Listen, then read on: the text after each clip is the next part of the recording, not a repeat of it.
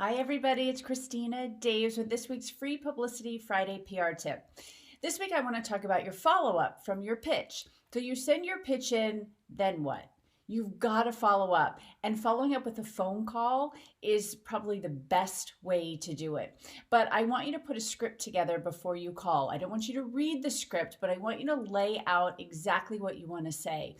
If you actually get the journalist on the phone, you've got a split second. So you've got to tell them, be clear, what's the pitch? What was it about? What's the value to their audience? If you're going to leave a voicemail, same thing. You don't have a lot of time. They're not going to sit there and listen to a babbling message.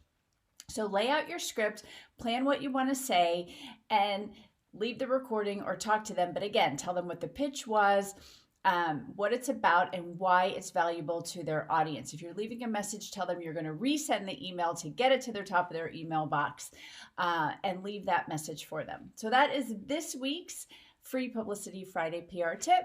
If you like this tip and you'd like to learn how to do this on a regular basis, please join our PR challenge at yourprchallenge.com. There is no cost to join. It's 10 days, it's 10 minutes a day, and I will take you through every step you need to start landing media and getting exposure for your business.